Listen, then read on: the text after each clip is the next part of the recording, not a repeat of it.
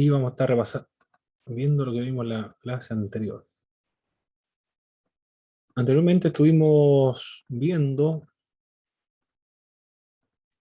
las características de la iglesia de Pérgamo.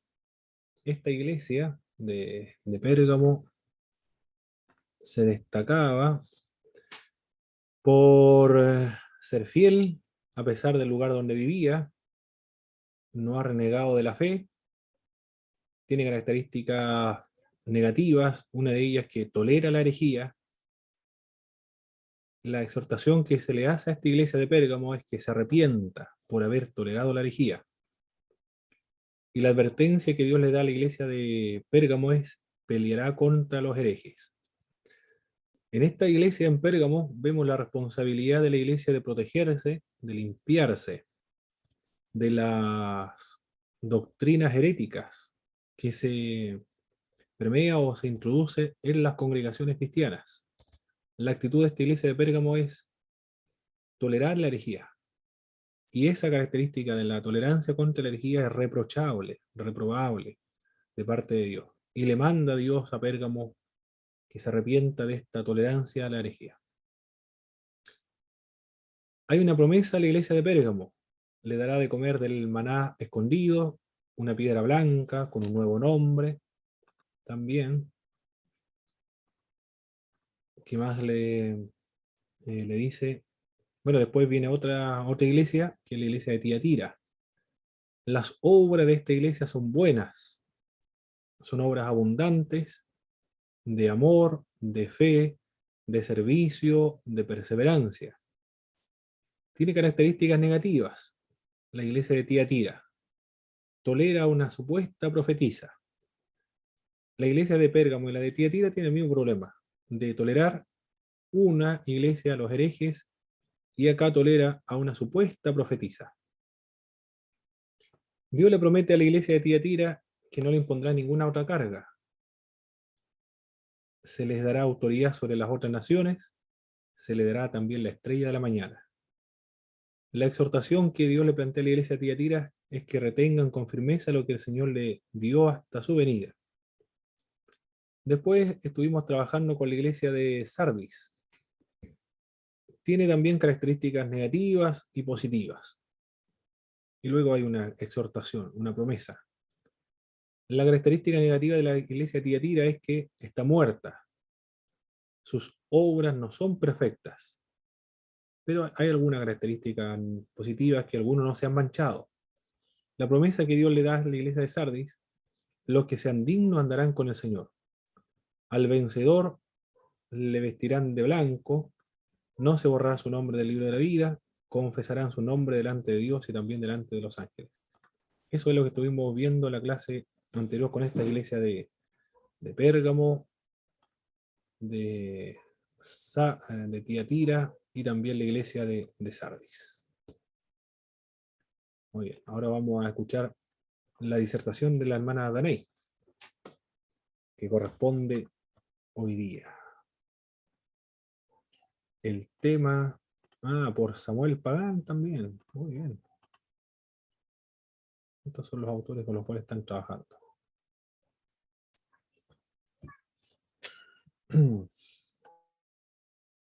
¿Se ve, hermano, o no? Perfecto. Se ve perfecto. Ahí.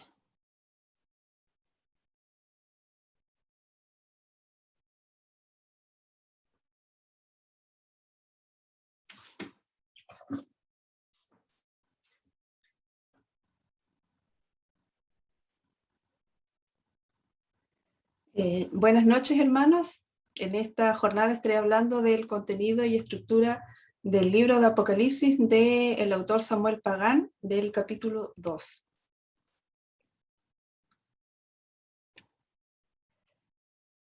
Para determinar y destacar la importancia teológica y pastoral del libro de Apocalipsis, es necesario descubrir y analizar el contenido de este.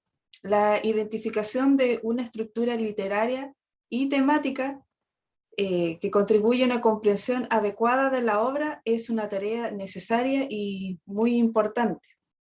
En el capítulo 1, del capítulo 1 al 3, encontramos el título del libro y este identifica el origen y la finalidad de la obra. Dios y Jesucristo se revelaron a Juan a través de un ángel mediador para manifestar las cosas que han de suceder pronto. También encontramos la introducción epistolar del capítulo 3, el verso 8, encontramos la salutación a las 7 iglesias de la región. También, mientras avanzamos en este capítulo, identificamos al autor de esta obra, que es el apóstol Juan, y se nombra a los destinatarios. Y podemos ver y encontrar varios títulos cristológicos, como el testigo fiel, el primogénito de los muertos y el soberano de los reyes de la tierra. También hay alusiones teológicas a la obra de Jesucristo, al que nos amó y nos lavó de nuestros pecados con su sangre y nos hizo reyes y sacerdotes. También aquí el autor pone de manifiesto la importancia del Jesús histórico. Primero, Juan había visto al Señor como un cordero que venía a ser sacrificado, sufrió el martirio y posteriormente la muerte, pero resucitó. Ahora Juan ve a Cristo de manera diferente, ahora viene con poder, viene con las nubes y a toda vista de la humanidad. Los capítulos 2 y 3 tienen un carácter exhortativo y el género literario sería epistolar. Las cartas son dirigidas a las 7 iglesias de Asia y tienen una clara estructura que caracteriza a cada una de ellas. Encontramos primeramente la caracterización de Cristo. También encontramos palabras de alabanza por las buenas cualidades y las críticas por las fallas que la iglesia pueda tener. También encontramos promesa divina a los vencedores. Cuando entramos en el capítulo 4, vemos que Juan es transportado al cielo para recibir una serie de visiones y revelaciones divinas que están relacionadas con lo que iba a suceder en el futuro. Las visiones de Juan están agrupadas principalmente en grupos de 7. Encontramos en el capítulo del 5 al 8 los 7 sellos, del capítulo 8 al capítulo 14 las 7 trompetas, y del capítulo 15 al 16 las 7 copas. Con respecto a los 7 sellos, la apertura de ellos hace que se levanten eventos estremecedores como la guerra, el hambre, la anarquía y la muerte. Aquí, ¿cierto?, salen los jinetes, los conocidos jinetes, que para Samuel Pagán son símbolos del juicio de Dios sobre la tierra. Entre estos sellos incluyen también el clamor de venganza de los mártires, un terremoto que conmueve la estructura del mundo, y se hace referencia a un gran silencio en el cielo, que sería el símbolo profético de los días escatológicos. Y antes de romperse el 7º sello, encontramos 144.000 personas que son selladas. Para el autor del libro, estos 144.000 son representativos de todo el pueblo de Dios. Para continuar con los juicios que vienen sobre la tierra, se levantan 7 trompetas. Las primeras 4 provocan cataclismos extraordinarios en la tierra, el mar, los ríos y las estrellas. Las trompetas quinta y sexta anuncian la aparición de langostas demoníacas y presentan a un ejército inmenso de jinetes asesinos. Entre la sexta y la 7ª trompeta, el libro incluye un intermedio importante. Un ángel le da al apóstol Juan un pequeño libro para que se lo coma. El apóstol dice que fue dulce su paladar, pero a su vientre fue amargo. Y en este intermedio también aparecen 2 testigos que son difíciles de identificar con precisión.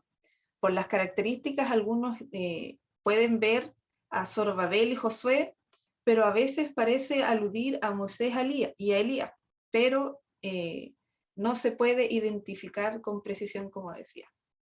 En los capítulos 12 al 14 se describe el ataque funesto y despiadado de los poderes hostiles a Dios contra la iglesia.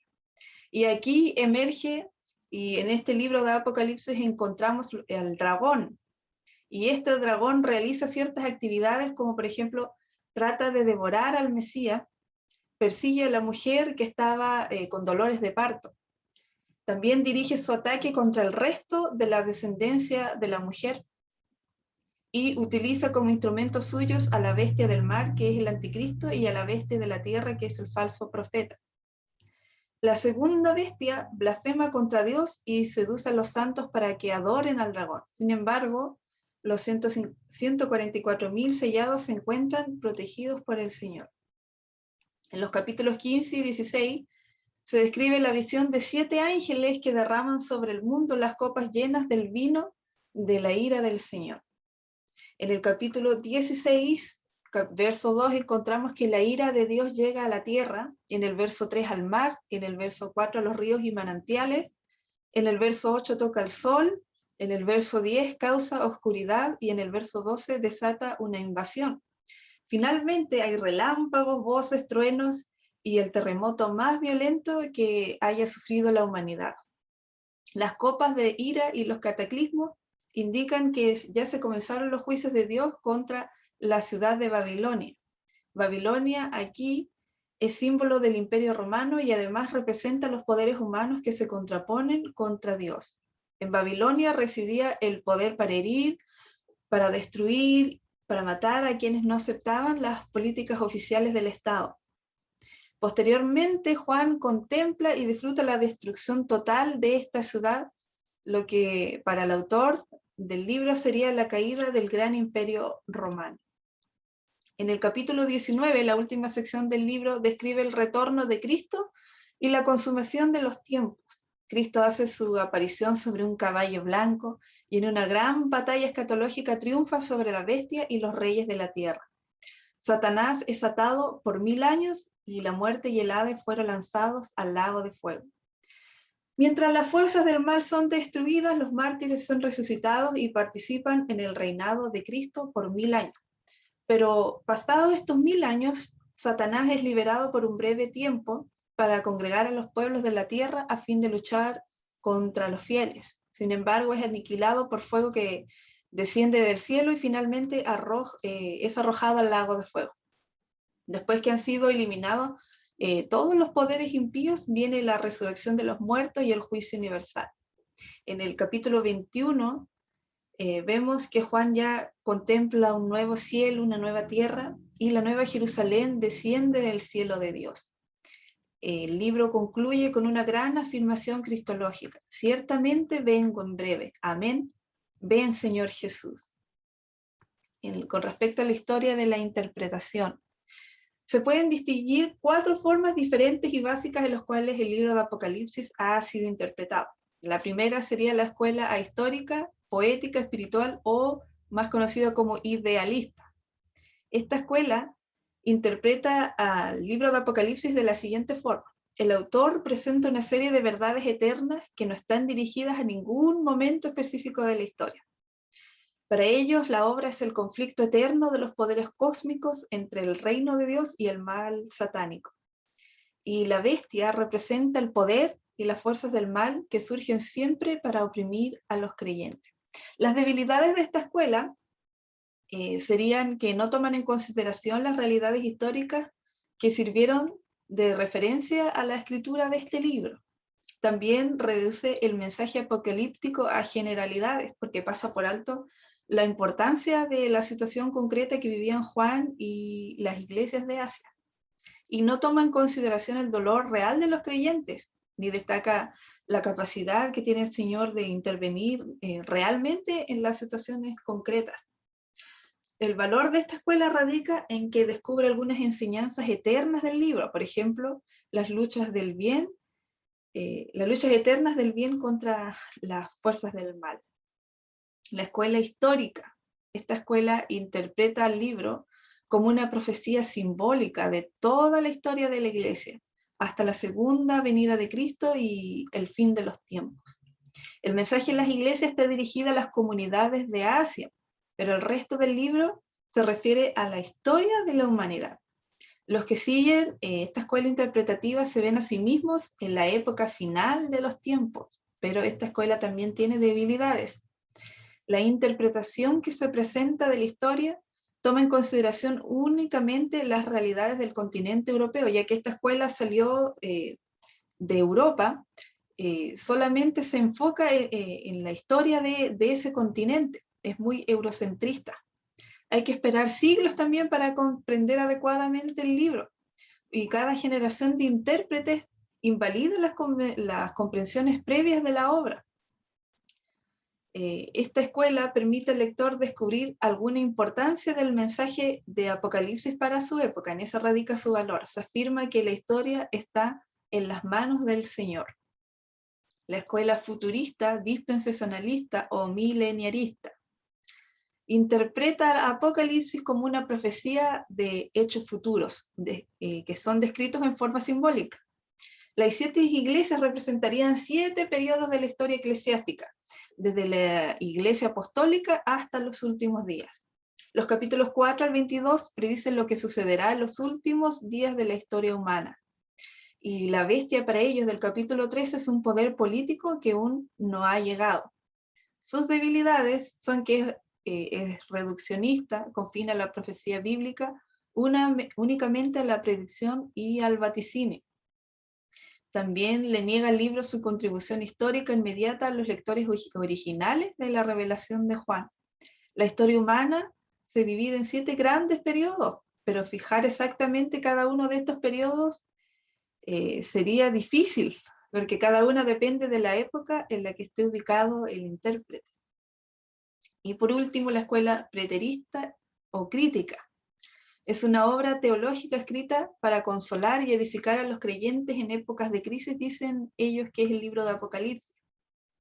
Para ellos, el libro de Juan pertenece a un género literario particular que floreció en el Mediano Oriente, particularmente entre los años 200 al 100 después de Cristo. Revela las esperanzas de los primeros cristianos del Asia, quienes a causa de una persecución del Imperio Romano esperaban una intervención espectacular de Dios.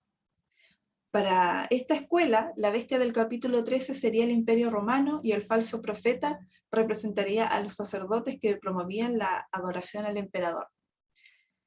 Identifica la realidad histórica esta escuela, social, política y espiritual de los creyentes del primer siglo como un elemento indispensable para una comprensión adecuada del libro. Con respecto a la religión imperial, con la caída de Jerusalén, muchos judíos y judíos cristianos tuvieron que emigrar a Asia. Esto produjo una inestabilidad social y política en varias ciudades. Luego de la guerra contra los judíos, el imperio vivió un periodo de inestabilidad política y grandes problemas sociales. A la tiranía y muerte de Nerón le sucedieron un periodo de guerras y disputas por el poder. El imperio fue testigo de varios desastres, por ejemplo, terremotos ocurridos en el año 60. También en el año 79 hubo una gran erupción volcánica. El volcán Vesubio hizo gran devastación en el área. Y hubo una mortal hambruna en la década de los años 90. Los cristianos, aparte de sufrir estos problemas generales, cierto que estaban todos los ciudadanos romanos sufriendo, también tenían problemas ellos debido a su fe. Fueron acusados de pertenecer a una secta que carecía de una historia honorable, ya que Jesucristo, su líder, había muerto de una manera ignominiosa, crucificado para los romanos. No poseían instituciones importantes y sus creencias apelaban generalmente a grupos marginales. Y eran un grupo sospechoso en el imperio, porque sus cultos se hacían en hogares privados.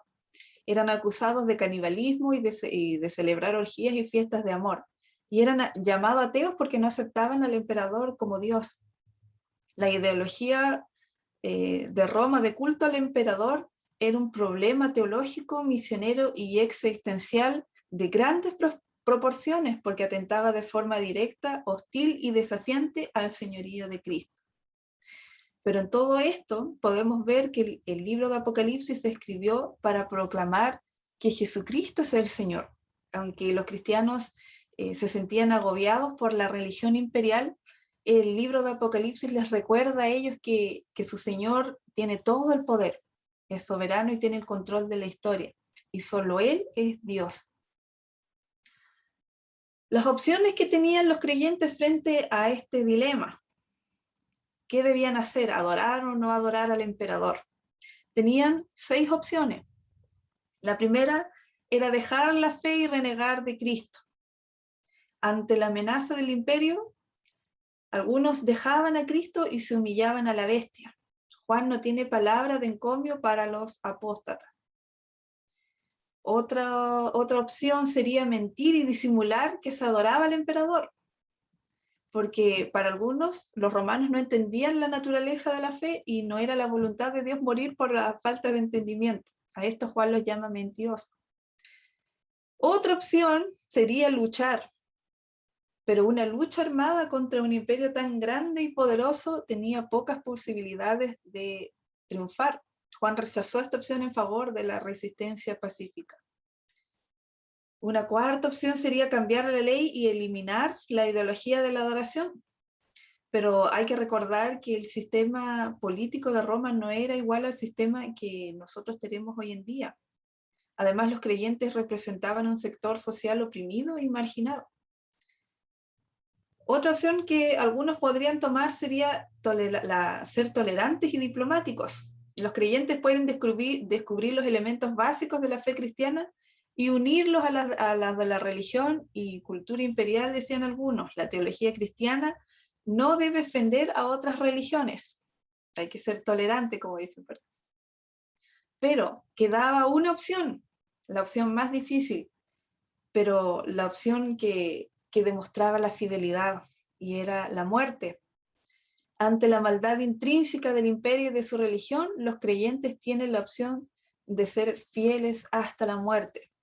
Como le dijo el Señor Jesucristo a la iglesia de Esmirna, sé fiel hasta la muerte y yo te daré la corona de la vida.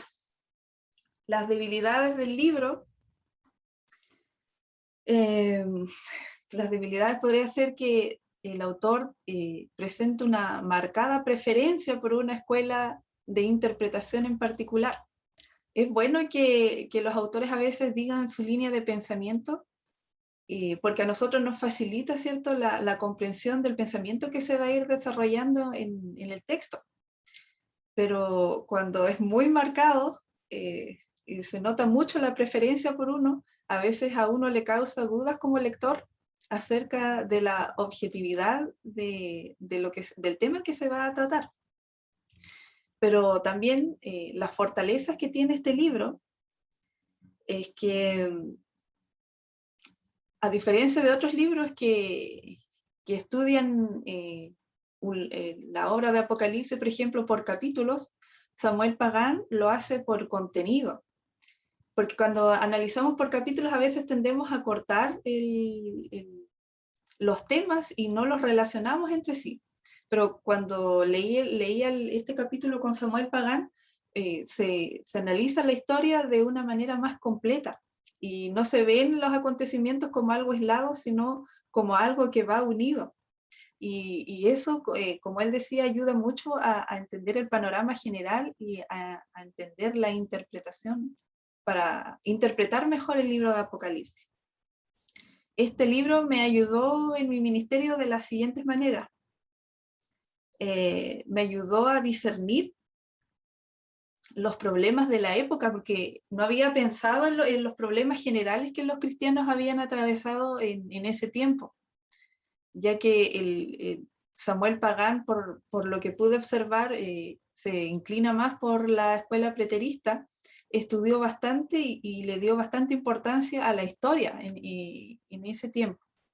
Y generalmente nosotros vemos, ¿cierto?, los sufrimientos de los cristianos debido a su fe, pero pocas veces ponemos atención a todos los acontecimientos que estaban sucediendo en la vida cotidiana, por ejemplo, los terremotos, explosiones volcánicas, hambre, inestabilidad política, y eso nos hace ver y entender la fidelidad, el amor que tenían los cristianos para con su Señor. Segundo, que esto nos hace ver y recalca muchas veces que frente a esa religión dominante que quería hacer que los cristianos adoraran a un hombre como Dios, emerge la figura poderosa de Jesucristo como el Señor, y les da consuelo a los cristianos, ya sea por los problemas cotidianos que estaban viviendo, como por los problemas debido a su fe. Traía consuelo, traía aliento, y eso es lo que a nosotros hoy en día nos causa también esa impresión. Muchas veces nosotros tenemos ciertos problemas, igual que los cristianos, En estos tiempos, sobre todo, en donde hemos estado en pandemia, hay guerras y ya se han encarecido las cosas y ya como que algunos vaticinan que va a venir periodos de hambre, nosotros podemos entender que Jesucristo se alentó a la iglesia de esa época, también nos alienta a nosotros hoy en día con estas mismas palabras y nos ayuda y nos da aliento para seguir adelante en medio de las tribulaciones que como cristianos podamos enfrentar. Al leer este libro con otro tipo de pensamiento, ¿cierto? Esto enriquece también mi entendimiento y mi conocimiento. Es necesario conocer, ¿cierto?, los distintos tipos de pensamiento y los distintos tipos de interpretación, bueno, de Apocalipsis en este caso, porque los hermanos generalmente siempre tienen dudas y más de alguno siempre se encontrará con algún libro de alguna tendencia y ellos van a venir con dudas a nosotros y es necesario que nosotros conozcamos todo esto para poder responderle eficazmente a cada uno de ellos y suplir sus necesidades con respecto a la interpretación del libro de Apocalipsis. Y eso sería, hermano, mi disertación. Perfecto, muchas gracias, hermana Danay. El autor, bueno, lo había leído, pero cuando uno escucha las presentaciones de los hermanos es diferente porque ahí uno logra ver ¿cómo se denomina esto? La objetividad del autor.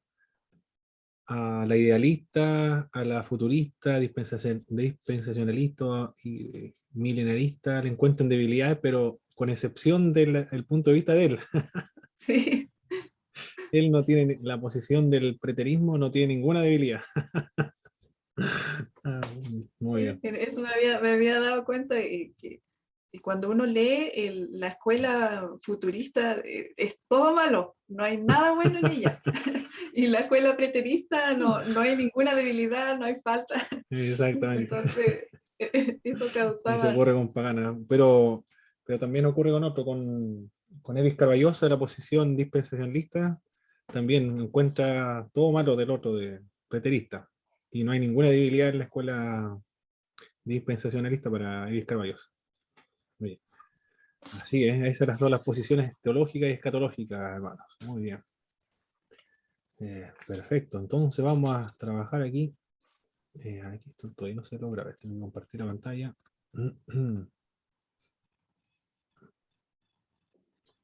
Aquí estamos en clase número 9 entonces.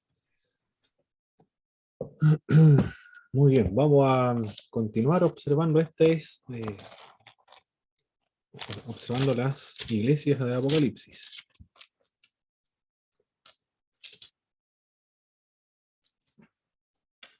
Bien, esta es una imagen de Filadelfia, la moderna Ales Geshir. Todo esto en Turquía. Se ganó el título de Puerta al Oriente, esta iglesia. Puerta al Oriente. E hizo de ella una ciudad de gran importancia comercial. La gran llanura volcánica del norte era fértil, era idónea entonces para el cultivo de la vid. Con una economía basada en la agricultura, en la industria, Filadelfia disfrutaba de una constante prosperidad económica.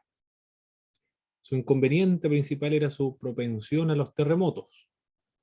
Era notoria también por sus muchos templos y festivales religiosos, en lo que nos comenta Robert Mous. A pesar de la persecución de los turcos otomanos, la Iglesia Ortodoxa griega ha logrado mantener activa allí una congregación hasta el día de hoy. Esa es la gran contribución de la Iglesia Ortodoxa griega. Mantener todavía la fe cristiana en lo que antiguamente fue el Imperio Otomano, que aniquilaron realmente a todos los cristianos, con excepción de algunos, se mantuvieron la fe en medio de las persecuciones. Hasta el día de hoy la Iglesia Ortodoxa griega permanece allí, en esta antigua Filadelfia. Vamos a ver las cualidades que podemos notar en esta sección, las cualidades de Jesucristo. Estamos en el capítulo 3, en el verso 7. ¿Cuál es la cualidad, hermano Christopher, por favor? Las cualidades de Jesucristo. Es santo, Muy bien. Nos dice que es santo, es verdadero, y el que tiene la llave de David, también nos dice el pasaje bíblico. Es santo, el verdadero, el que tiene la llave de David. El santo en la cultura judía era un título, el santo, no una persona, un santo, sino el santo. Este título, el santo, en la cultura, en la tradición judía, era un título que se le aplicaba frecuentemente a Dios, el santo de Israel. Ahora se le aplica entonces a Jesús de Nazaret. Aquí Isaías no tendría ningún problema en reconocer la identidad divina de Jesucristo, el santo. Y Isaías escribía el santo de Israel. Si el término verdadero se entiende en su sentido clásico de auténtico, puede utilizarse en el verso 7 para refutar a aquellos judíos de Filadelfia que afirmaba que Cristo era un falso Mesías.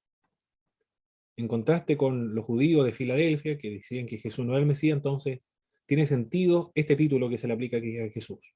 No solamente es el santo, sino que también es el verdadero. También dice que tiene la llave de David. Es una metáfora esta expresión, el que tiene la llave de David, para indicar su control total sobre la casa real. Eso es lo primero que nos dice este pasaje respecto a Jesucristo. En el verso 8, hermana Danay, ¿qué más nos dice el pasaje respecto a las cualidades de Cristo?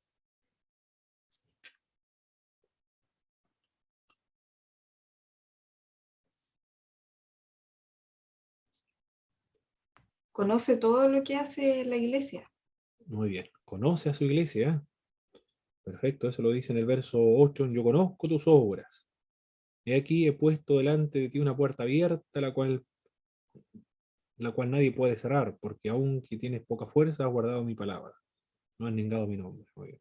Con Dios o Jesucristo conoce a su iglesia. Muy bien. Eso es lo que nos presenta el pasaje respecto a Jesús. Ahora vamos a ver las características positivas de la iglesia de Filadelfia. ¿Cuáles son estas características positivas? La primera es que es obediente a la palabra de Dios. Y también hay otra característica positiva. No ha renegado acerca del nombre de Jesucristo. ¿Eh? Conoce a su iglesia, tiene poca fuerza esta iglesia. En la superficie esta frase podría tomarse como una crítica, tiene poca fuerza. Pero el entorno del pasaje parece indicar que es una demostración más que de reproche, de aprecio. Probablemente la congregación tenía escasa influencia en la sociedad, eventualmente pertenecía a la clase proletaria, de los pobres, y sin ningún poder político, ni tampoco económico, pero que guardaban excelente testimonio. Probablemente cuando habla acerca de que tiene poca fuerza, se refiere en este sentido, de poca influencia, sin poder político, sin poder económico, pero sin embargo goza de un excelente testimonio dentro de esta comunidad o el entorno donde se encuentra. Es obediente a la palabra, no ha renegado del nombre de Jesucristo. La expresión yo he puesto delante de ti una puerta abierta también nos menciona el pasaje bíblico, la cual nadie puede cerrar. Tiene que ver con la oportunidad para predicar el Evangelio, a pesar de la oposición de los enemigos de la fe cristiana, o quizás con la amplia entrada en el reino del Mesías, nos dice Evis Carballosa en su libro de Apocalipsis. Robert Mose, por otra parte, con respecto a esta expresión, las puertas abiertas, después que los judíos expulsaron a los cristianos de las sinagogas, Cristo ha puesto ante ellos una puerta abierta al reino eterno que nadie puede cerrar. Esta última interpretación es la más exacta de acuerdo al contexto, dice Robert Mose. Y me identifico mucho con esta explicación del último autor, de Robert Mose. La puerta abierta, el contexto es de muchas personas judías que fueron expulsadas de las sinagogas, y ahora cuando Jesús le dice que ha puesto delante de ellos la puerta abierta, la cual nadie puede cerrar, porque aunque tienes poca fuerza, ha guardado mi palabra, es una promesa de Jesús a estos cristianos, que tiene amplia entrada en las puertas o las moradas eternas. ¿Qué más? ¿Cuál es la otra característica en el verso 10, hermano Christopher? Otra característica positiva de la iglesia de Filadelfia.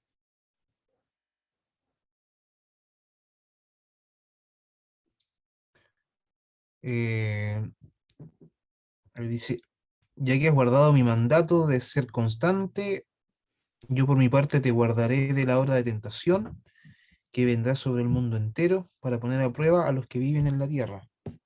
Bueno, esta iglesia es obediente a la palabra de Dios, no ha renegado el nombre de Cristo y también tiene una característica muy positiva.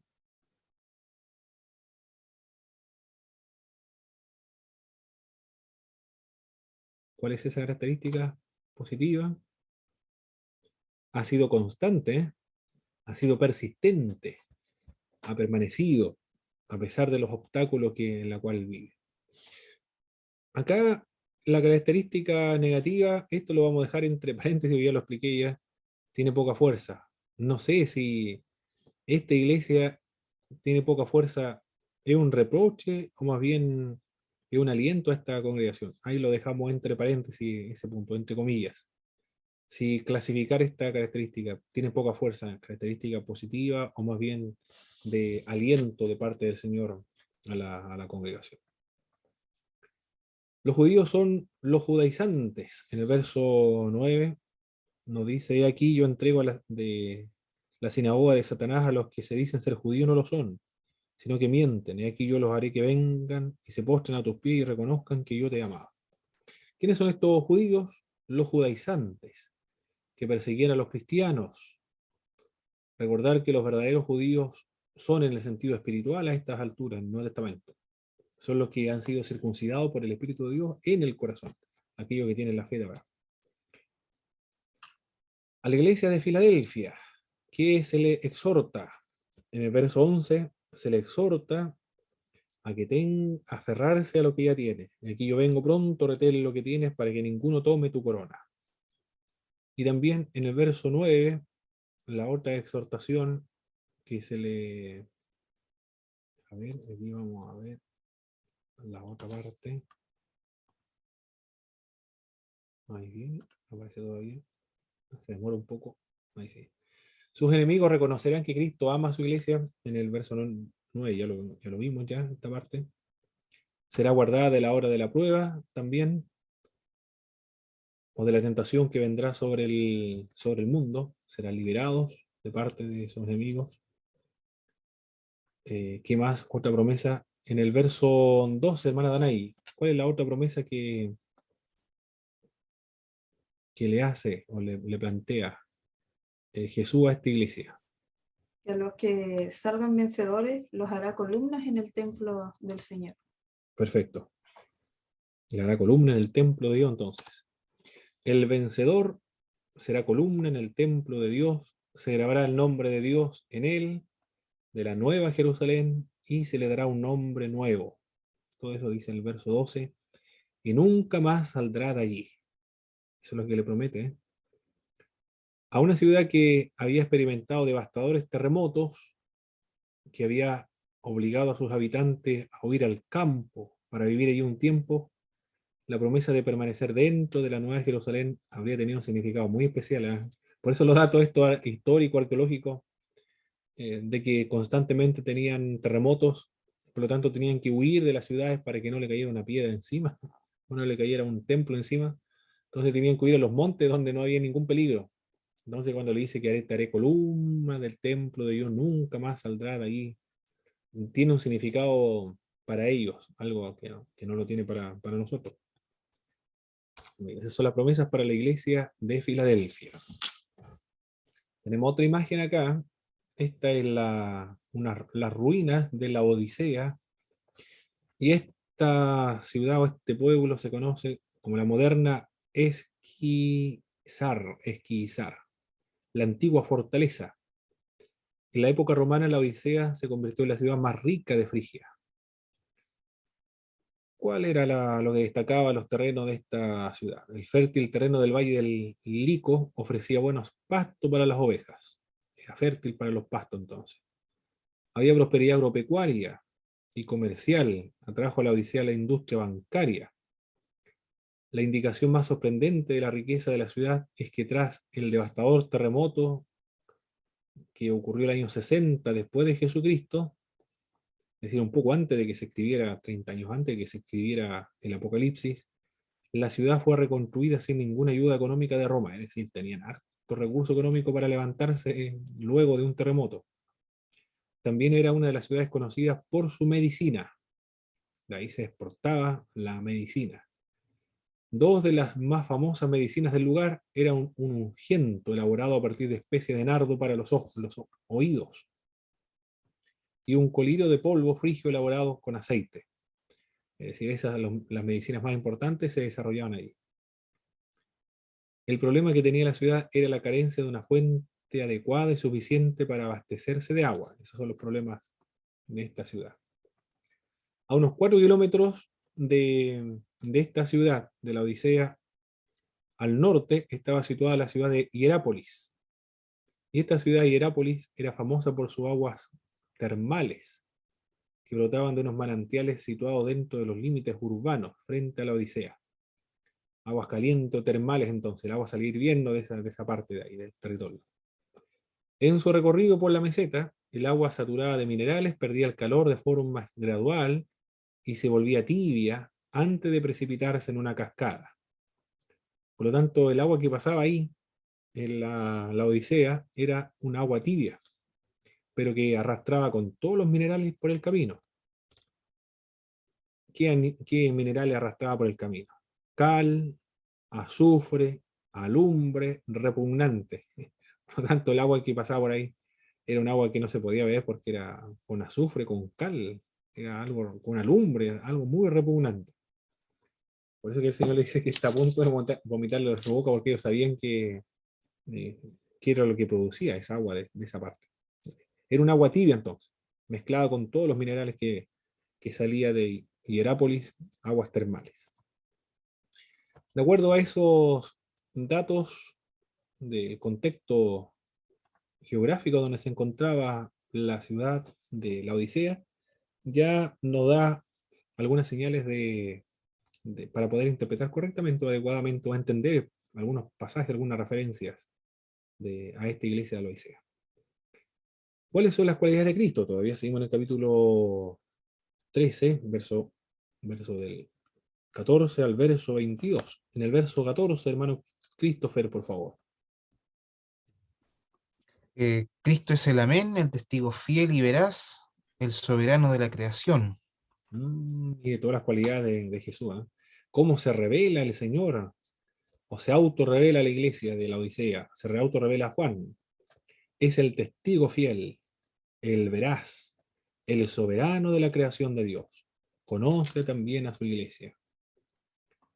He ahí que sus promesas sean fijas porque es el testigo fiel. Sus promesas son fijas, son firmes, inconmovibles y de rígido cumplimiento. No hay nada que él ha prometido que no va a cumplir. El principio de la creación de Dios. ¿Qué significa esta idea de el principio de la creación de Dios? Los testigos de Jehová dicen que el principio de la creación fue el primer ser creado. Los mormones dicen lo mismo, el primer ser creado. Y después Dios comenzó a crear a otras criaturas. Los arrianos también decían eso, Cristo es el primer ser creado, el primogénito de la creación, el primero de la creación.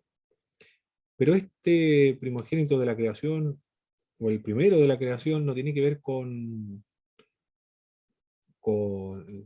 que antes no existía, en algún momento existió, fue engendrado por Dios, fue creado por Dios, sino que tiene que ver con la posición, la preeminencia de su posición, de la preeminencia que goza Cristo en referencia a la creación, en la cabeza de la creación, la corona de la creación, el jefe de la creación, que encabeza lo más principal de la creación. Esa es la idea, en cuanto a su posición o la preeminencia de su posición. en cuanto a rango, pero no en cuanto a naturaleza, en cuanto al rango. Esta iglesia tiene algunas características negativas. ¿Cuál es esta iglesia negativa, hermana Danay? Verso 15, por favor. Es tibio, no es frío ni caliente. Muy bien. Este es el problema de esta congregación, ¿eh? No es consciente de su necesidad e inutilidad. Vamos a explicar esto del verso 15.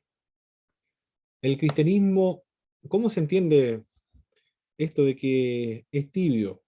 Ojalá fuese tibio, ojalá fuese frío o caliente, pero cuanto eres tibio y no frío ni caliente, te vomitaré de mi boca. ¿Cómo se explica normalmente este pasaje bíblico? ¿A qué alude? ¿A qué se refiere?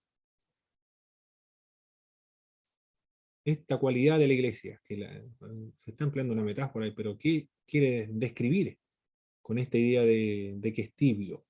¿En qué sentido es tibio? ¿Cómo lo han escuchado ustedes o se imaginan ustedes o lo han escuchado en las predicaciones?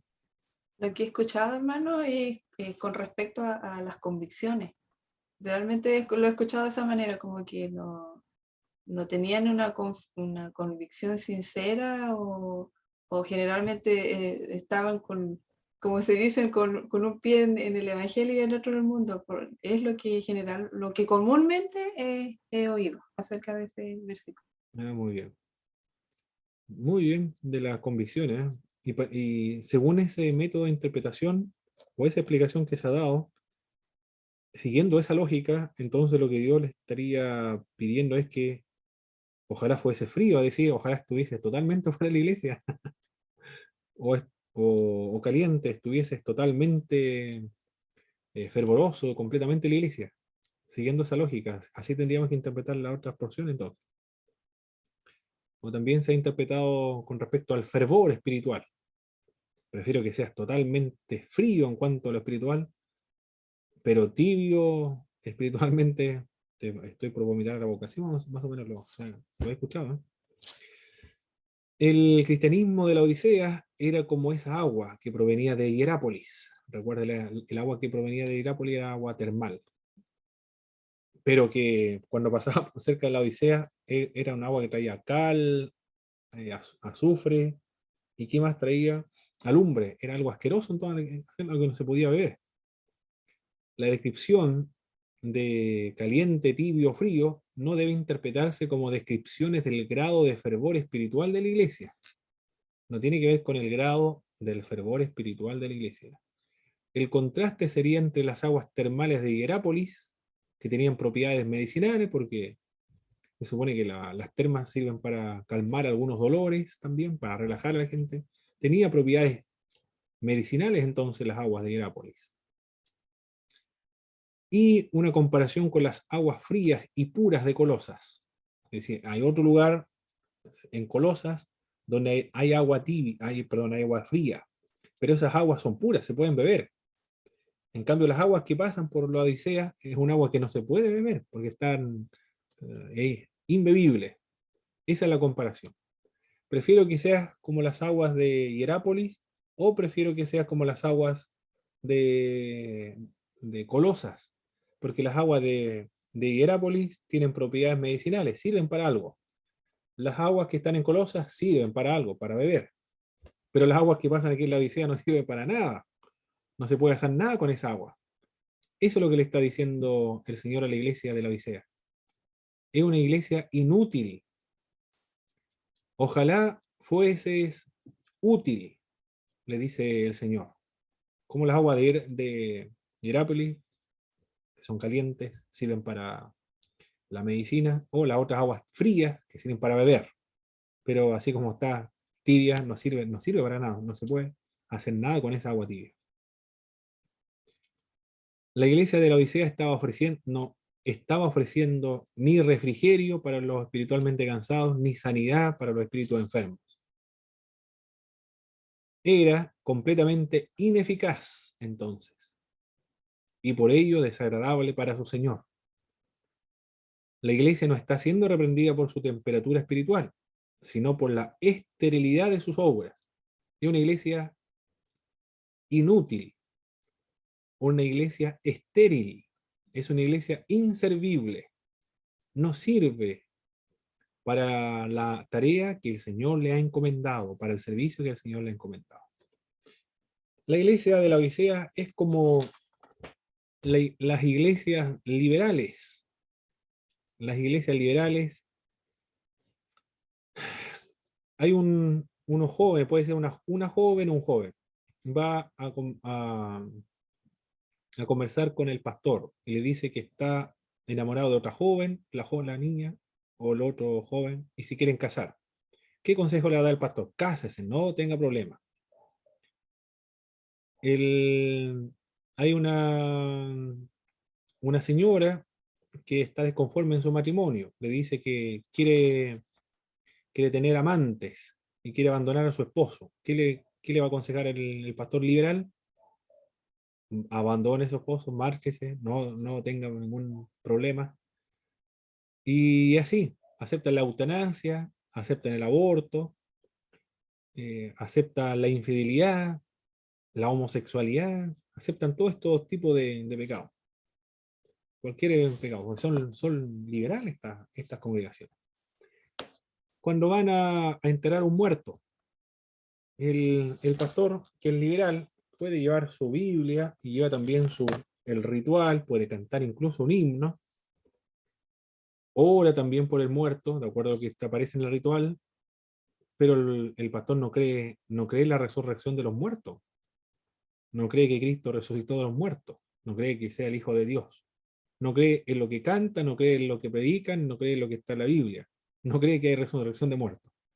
Esa es una iglesia ineficaz porque no logra satisfacer las profundas necesidades espirituales de los seres humanos. ¿Cuál es la necesidad de un creyente? Ser fiel a Dios, tratar de ser obediente a Dios, a la palabra de Dios. Y que siempre la esperanza y la fe de los creyentes, pero estas personas que no creen en lo sobrenatural, no creen en Dios, en los ángeles, en la resurrección de los muertos, en Cristo, no pueden satisfacer las necesidades de la gente. Por eso que en las iglesias liberales, la gente se va en Estados Unidos y en Europa. En Europa ya la gente no es que se ha ido, ya se fue hace tiempo ya. No hay cómo mantener las catedrales tan vacías, pues para financiarla tienen que arrendarla para boda, casamiento, o para discoteca. En Holanda, una catedral se convirtió en una librería. Impresionante para poder financiarse. Ya se fue hace rato de las iglesias liberales. En Estados Unidos cada vez son más pequeñas. Aquí en Puerto Montt, la gente se está yendo de estas congregaciones liberales, forman los ministerios, porque no satisfacen las necesidades espirituales de la gente, de Dios, porque ni siquiera creen que Dios existe. Son pastores ateos, predicadores ateos. Increíble, ¿eh? Esa es una iglesia de la Odisea. No logra satisfacer. Son estériles, satisfacer la necesidad espiritual. Muy bien, eso es lo que teníamos que ver. Cristo llama a esta iglesia que está a punto de vomitarla de su boca. Debe observarse que aunque el Señor estuviera próximo a vomitarla de su boca, todavía tenía la oportunidad de arrepentirse. Se pueden arrepentir. Esta iglesia es tibia, nos dice el pasaje 16. Es tibia. Presume de riquezas también. En nada tengo necesidad, en el verso 17. Hermano Christopher, por favor. Amén. Dices, soy rico, me he enriquecido y no me hace falta nada, pero no te das cuenta de cuán infeliz y miserable, pobre, ciego y desnudo eres tú. Muy bien. Presume de riqueza la iglesia, ¿eh? No es solo material, sino que también una riqueza, presume de riqueza espiritual. Se sentían seguros de sus logros espirituales. La ciudad se enorgullecía de tres cosas: su riqueza económica, una extensa industria textil y un popular colirio que se exportaba a todo el mundo. Pero en realidad es una infeliz, es una iglesia miserable, una iglesia pobre, una iglesia que es ciega y está desnuda. Esa es la característica de esta iglesia finalmente, en el verso 17. Infeliz, miserable, pobre, ciego y desnuda. Qué tragedia para la iglesia de la Odisea, la última iglesia del libro de Apocalipsis. Dramático, terrible, las expresiones que se emplean. Hermano, igual se ve el contraste con la iglesia de Esmirna. A Esmirna le dice que es pobre, pero es rico en fe. Y a Exactamente. esta tiene las riquezas materiales, pero su fe es pobre. Correcto, a la inversa, ¿eh?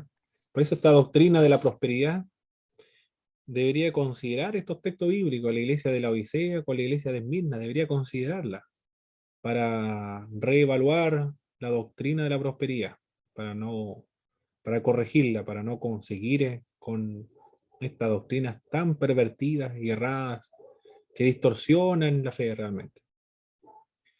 La, la iglesia, una iglesia en Estados Unidos se llama la Iglesia Unida Metodista. Tienen bastante recursos económicos.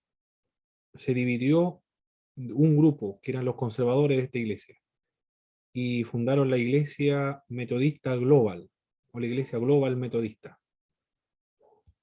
Son conservadores. La Iglesia Unida Metodista liberal. Los liberales tenían mucho poder económico y conservaron ese nombre, ¿eh? La Iglesia Metodista Unida de los Estados Unidos, unida porque se unieron con otras iglesias metodistas anteriormente. Es más pequeña, pero son liberales. Ahí no tienen problema los homosexuales para casarse entre ellos. Pero así lo ve Dios en realidad, ¿eh? Infeliz, miserable, pobre, ciego, porque son iglesias inútiles, infértiles. No logran satisfacer las profundas necesidades espirituales que tienen los seres humanos, la sed de Dios. No lo pueden solucionar. Las exhortaciones a esta iglesia, se les exhorta en el verso 18, verso 18, hermana Danay.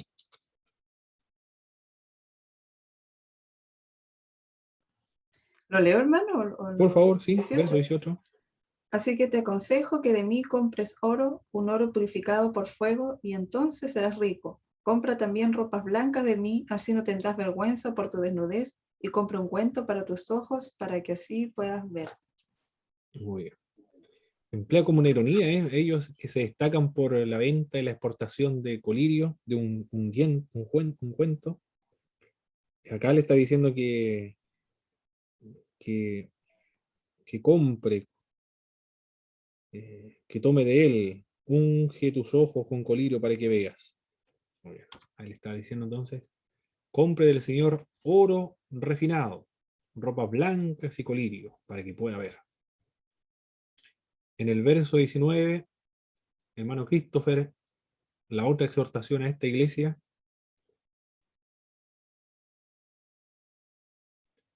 ¿qué consiste esta exhortación?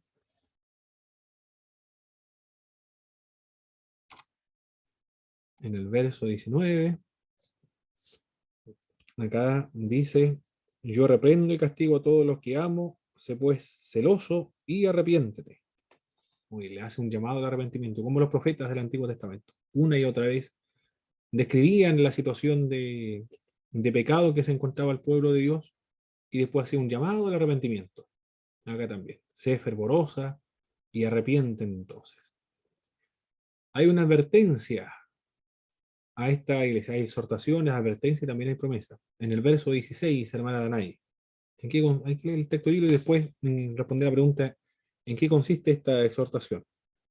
Verso 16.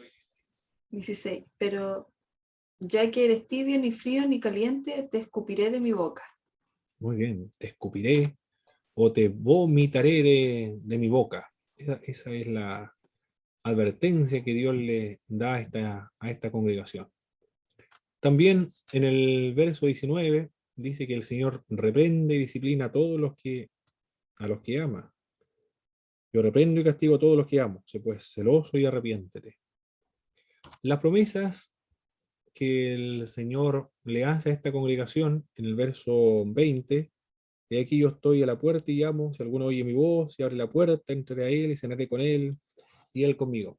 Esta invitación a abrir la puerta se lo plantea el Señor a una iglesia, ¿eh? No es a un incrédulo.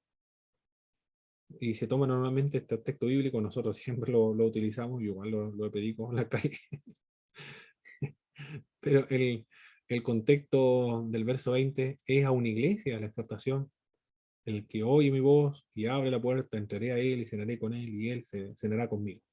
Y es una iglesia, pero una iglesia que está muerta realmente. Está o casi a punto de ser vomitada de su boca estéril y que está muy deteriorada espiritualmente. Por eso el llamado a abrir la puerta para que el Señor entre a él. Parece que una iglesia que ha expulsado al Señor de dentro, ¿no? Por eso que está el Señor queriendo entrar nuevamente a esta congregación. En el verso 21, hermano Christopher, la otra promesa de esta congregación.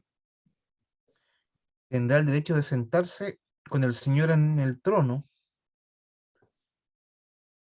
Muy bien. Hermoso esto, ¿eh? Si ellos se arrepienten, entonces el vencedor se sentará en el trono del Señor. En su ciega autosuficiencia habían excomulgado, por así decirlo, al Señor resucitado de la congregación. Es como si esta iglesia hubiese echado a Dios.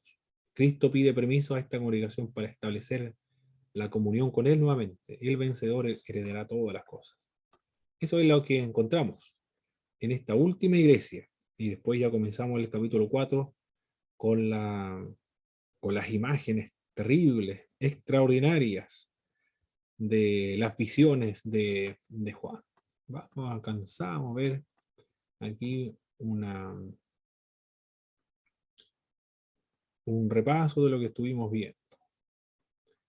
¿Cuáles son las características negativas de la iglesia? Bueno, entre paréntesis hay negativas de la iglesia de Filadelfia. Tenían poca fuerza, Muy bien. pero Poca era fuerza. dudoso como eso. Era dudoso, sí, no sabemos a qué se refiere, si es negativo o no, clasificarla ahí o no. Y la característica positiva, hermano Christopher, ¿cuál era la característica positiva de la iglesia de Filadelfia? Era obediente a las palabras del Señor Muy bien. y también era constante. Constante y no ha renegado del nombre de Jesucristo. Sí. Perfecto. Se le exhorta a la iglesia de Filadelfia a aferrarse a lo que tiene. Y las promesas a la iglesia de Filadelfia, sus enemigos reconocerán que Cristo ama a la iglesia, será guardada de la hora de la tentación que vendrá sobre el mundo. Algunos la interpretan acá, la hora de la tentación sobre el mundo, como la gran tribulación. El vencedor, ¿qué ocurrirá con el vencedor de la iglesia de Filadelfia? Será columna. En el columna del templo, nunca más saldrá de ahí, ¿eh? Grabará el nombre de Dios en él, de la nueva Jerusalén, se le dará un nuevo nombre. Y de la iglesia de la Odisea, ¿características positivas tiene la iglesia de la Odisea? No tiene ninguna característica positiva, ¿eh? ¿O sí? Ninguna. Ninguna característica positiva. La única iglesia de todas las otras iglesias, la única que no tiene ninguna característica positiva. Todo negativo de esta congregación. ¿Cuál es el problema de esta iglesia? ¿Cuáles son las características negativas de esta congregación? Era tibia, era estéril, Estéril, muy bien. ineficaz. Inútil, ineficaz. ¿Y presume de qué? De las riquezas que tenía. Presume riqueza, ¿eh? De las exportaciones de sus medicinas. En realidad, esta iglesia, ¿cómo es? Aparte de ser Era una iglesia pobre, ciega pobre, y desnuda la veía el Señor. ciega, desnuda, miserable, una iglesia infeliz. Tremendo, tremendas características que le da el Señor. Pero no ha perdido la esperanza, ¿eh? Porque todavía el Señor... Y parece que esta iglesia ha expulsado a Cristo de su interior. Parece que el Señor ahora está tocando la puerta. Si alguien de esa iglesia que me ha expulsado vuelve a escuchar mi voz, yo voy a entrar ahí otra vez. No guarda rencores, señora, aunque lo han expulsado, de alguna manera todavía está llamándole para entrar otra vez a su corazón. Y el vencedor se sentará en el trono de Dios. Eso es lo que hemos visto en esta clase. Y hemos terminado mucho antes de la hora, estamos bien. Y volvemos a las 9. Tenemos una hora para descansar, tomar mate, comerse algo. Listo, mis hermanos. Nos vemos más tarde con la ayuda del Señor.